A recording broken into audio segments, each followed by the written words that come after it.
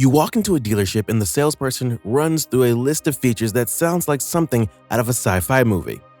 Fake engine sounds, a 77-inch touchscreen, 0 to 60 in 2 seconds flat. And you think, this is the future. Then you buy the car, live with it for 6 months, and quietly realize half of those features have done absolutely nothing for you. Here's the thing nobody talks about enough. The EV market is still young. Manufacturers know it. And because they're all fighting for the same buyers, every new model has to look more advanced than the last one. Bigger screen than the competitor. More modes, more animations, more settings buried inside settings. It's a feature arms race, and buyers are the ones paying for it. A JD Power study based on surveys from over 100,000 new car owners found that more than 1 of 3 advanced technologies go completely unused in the first 90 days of ownership. Not rarely used, unused. Buyers paid for features they never touched, in many cases, never needed. That's not coincidence. That's what happens when manufacturers prioritize the showroom over the driveway. Modern EVs are genuinely impressive machines. The powertrain, the efficiency, the low running costs, all of it is real. But stack enough gimmicks on top of solid foundation and you end up paying for a lot of noise that doesn't move the car an inch forward. So let's go through the features that sound great in the brochure and disappoint you in real life. Fake engine sounds. Electric motors are quiet. That's one of the best things about them. You're cruising at 60 miles per hour and the cabin is almost silent. No vibration from combustion engine, no gear changes, no mechanical racket, just road noise and the faint hum of the motors doing their job. So naturally, some manufacturers decide to ruin that. Fake engine sound, sometimes called performance audio or iconic sound design, are synthesized noises played through the car's speakers to simulate the feeling of a roaring engine. Some are tied to acceleration, some run constantly. A few brands have even hired film composers to design the sounds. BMW collaborated with Hans Zimmer to create what they call the Iconic Sounds electric system for the i4 and iX. It's genuinely creative. It's also, by most accounts, something owners turn off within the first week. The novelty wears off fast. You bought an EV partly because it doesn't sound like a gas car.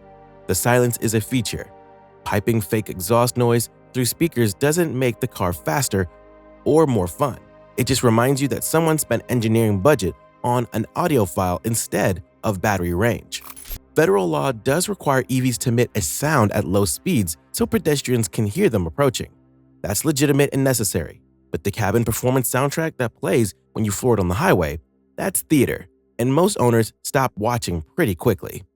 Massive wheels that hurt efficiency. Large wheels look aggressive. On a spec sheet, 21-inch or 22-inch rims photograph well and signal performance intent. In the showroom, they're one of the easiest ways to get a buyer's pulse up. On the road, they're one of the worst trades you can make on an EV. Rolling resistance increases with larger, wider tires. Your electric motor has to work harder to move the car forward, which means more energy is consumed per mile, which means less range. The difference isn't trivial. Depending on wheel size, you can lose 5 to 10% of your real-world range just from the choice of rubber underneath you. There's also the cost side. Performance tires sized for 21-inch wheels cost significantly more than standard-sized tires and wear faster, especially on a heavy EV that puts torque down instantly. What looks like a one-time upgrade at purchase becomes a recurring expense every time you need a new seat. And then there's the ride comfort. Larger wheels typically run lower profile tires, which means less sidewall to absorb road imperfections. On a pothole-heavy road, you feel every crack. The suspension has less to work with. For a vehicle where efficiency directly translates to real-world range, fitting the largest available wheels is essentially choosing aesthetics over function. On a sports car driven on weekends, that trade might make sense.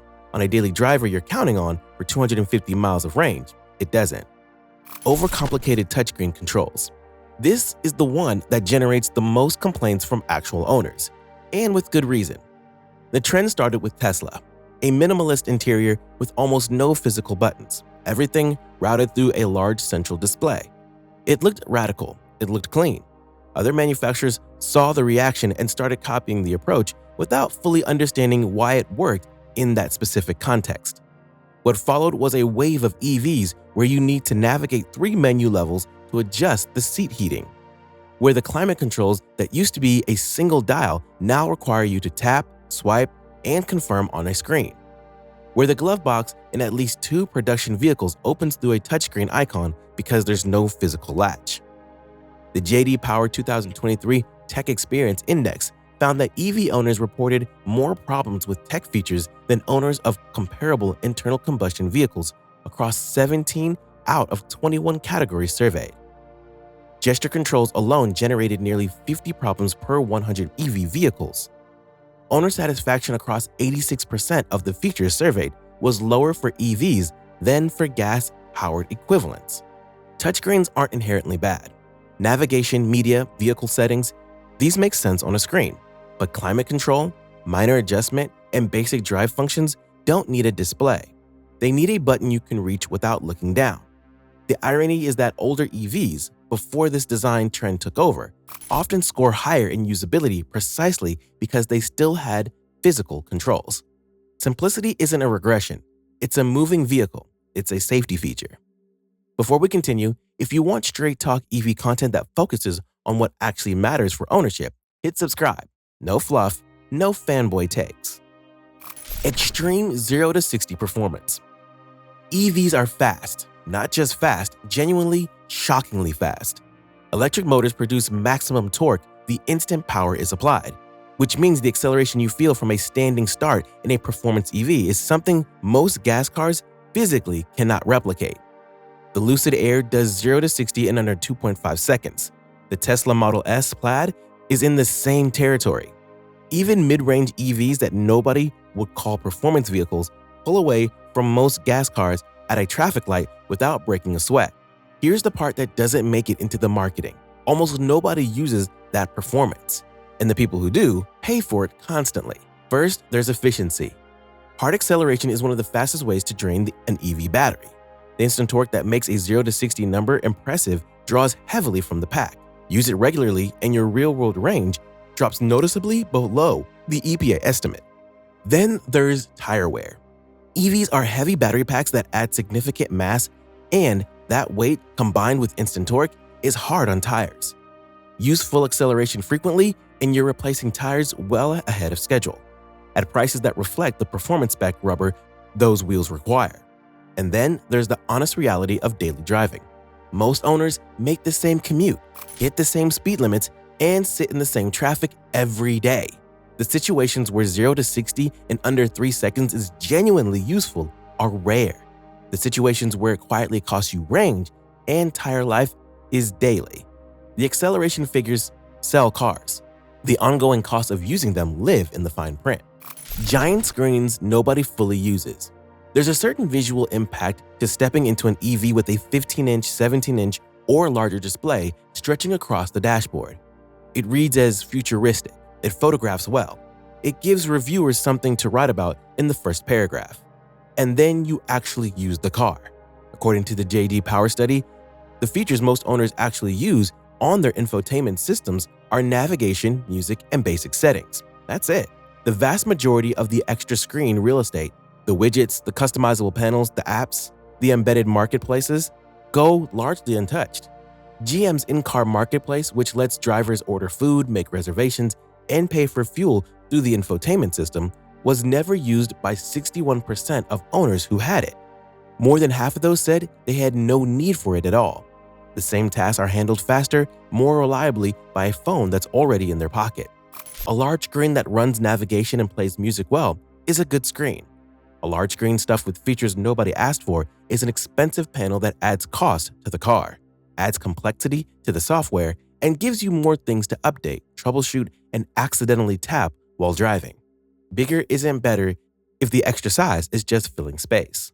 Excessive ambient lighting and animations. Startup animations and ambient lighting have become a signature EV experience. The doors unlock and the interior pulses to life with a light sequence. You hit the start button and an animation sweeps across the dashboard. The footwells glow. The door panels shift color based on drive mode. It looks impressive the first time, sometimes even the second time. By the third week of ownership, most people have either turned it off or stopped noticing it entirely. Ambient lighting that's subtle and adjustable is genuinely useful. It improves nighttime visibility inside the cabin and reduces eye strain. That's real value. But startup animations that add 3 seconds to the time before you can drive, UI transitions that exist purely to look smooth, and lighting effects that flash on acceleration, none of that improves the ownership experience. It just adds software load, draws from the battery pack while parked, and occasionally annoys the person sitting next to you. The manufacturers that execute this well understand the difference between atmosphere and theater. Atmosphere enhances the environment. Theater demands attention and wears out its welcome. Features I'd personally prioritize instead. If you're buying an EV and trying to decide where the value actually is, the answer isn't in the options that make the showroom visit memorable. Battery durability matters more than any feature on this list. An EV that holds 90% of its original range after 5 years of real-world driving is worth more than one with a larger screen and a faster 0 to 60 time. Battery degradation is slow, quiet, and permanent, and the thermal management system behind it is what separates a car that ages well from one that disappoints you at the 80,000-mile mark. Charging speed and reliability is what actually make long-distance driving viable. Plug-in charge capability, where the car authenticates and starts billing automatically without an app or RFID card, was rated as essential by 72% of owners in the J.D. Power study, and had just 6 reported problems per 100 vehicles. That's a feature that improves every single road trip.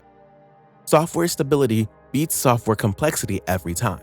An infotainment system that loads quickly, responds without lag, and doesn't require a robot is more valuable than one with 40 features and a tendency to freeze on the highway. One-pedal driving, which lets you decelerate entirely through regenerative braking without touching the friction brakes, ranked among the highest satisfaction features in EV ownership studies. Not because it's flashy, but because it works reliably and saves the brakes. And practical usability, physical controls where they belong, intuitive menus, a cabin that works without having to think about it, is what separates a car that's impressive to drive from one that's genuinely enjoyable to live with for 7 years. The features that make a great EV aren't the ones that show up in a spec sheet highlight reel. They're the ones you stop noticing because they work every day without friction. That's what the best EV ownership experience actually look like. Drop a comment below. Which EV feature do you think is the most overhyped? And if you're new here, subscribe for more content that skips the hype and gets straight to what actually matters.